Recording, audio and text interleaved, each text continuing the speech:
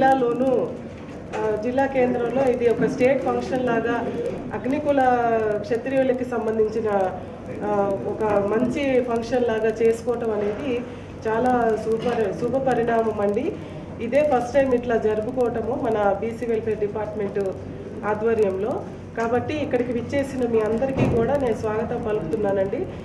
ఈయన చరిత్ర చూసుకుంటే అండి, ఎందుకు మనం అసలు గవర్నమెంట్ ఎందుకు ఇలాగా ప్రత్యేకమైన జీవోలాగా ఇచ్చి ఇలా ఎంకరేజ్ చేసి ఇలా చేశారు అంటే, ఆ మహాత్ముని గురించి మనందరం తెలుసుకోవాలి, ఆయన గొప్పతనం గురించి తెలుసుకోవాలి అన్న ఉద్దేశంతోనే అందరికీ తెలియాలి. ఆయన అంటూ ఉన్నాడు, ఆయన అగ్నికుల క్షత్రియులకి సంబంధించిన వ్యక్తి, ఆయన ఆ కమ్యూనిటీకి సంబంధించి ఆయన సామాజిక సేవ ఏ రకంగా చేశారు, ఎంత ఆ కమ్యూనిటీని డెవలప్ చేశారు, సమాజానికి ఆయన ఏ రకంగా అభివృద్ధి మార్పు అనేది కలిగించారు అనే అంశం మీద అందరూ తెలుసుకోవాలన్న ఉద్దేశంతోనే చేశారండి.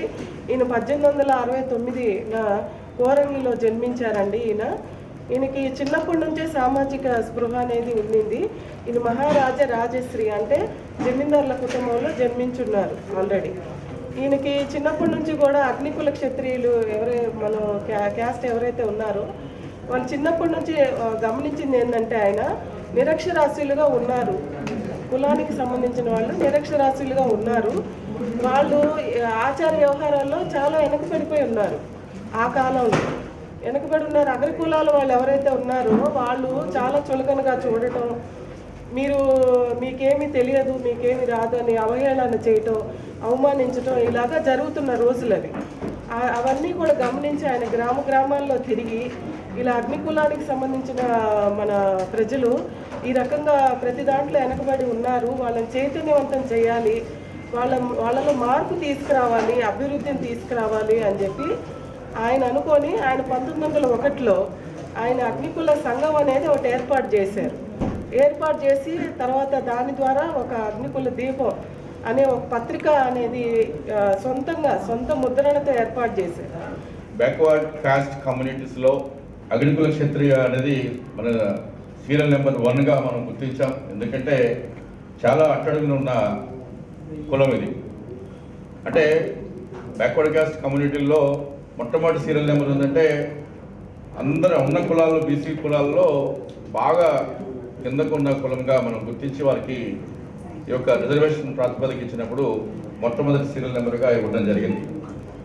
మరి మొట్టమొదటి సీరియల్ నెంబర్గా ఇవ్వటం అనేది చాలా ముదావహం గవర్నమెంట్ గుర్తించి, అదేవిధంగా కులాన్ని కూడా ఒక అణగారిన కులంగా కాకుండా మనకి మంచి గౌరవం సొసైటీలో సంఘంలో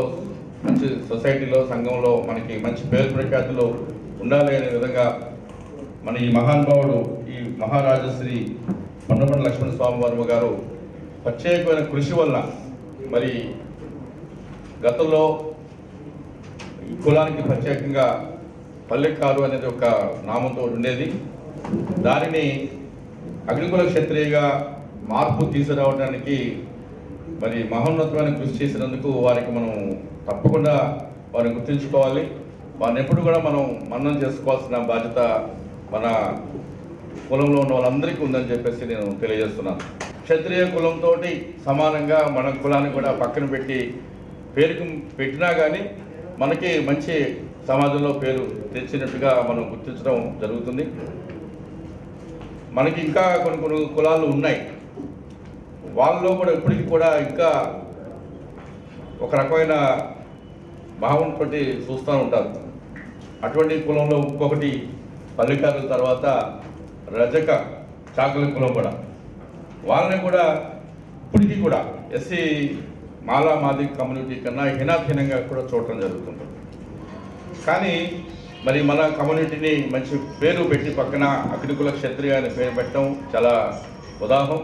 మరి వారిని ఎప్పుడు కూడా మనం మన్నం చేసుకోవాల్సిన అవసరం ఉంది.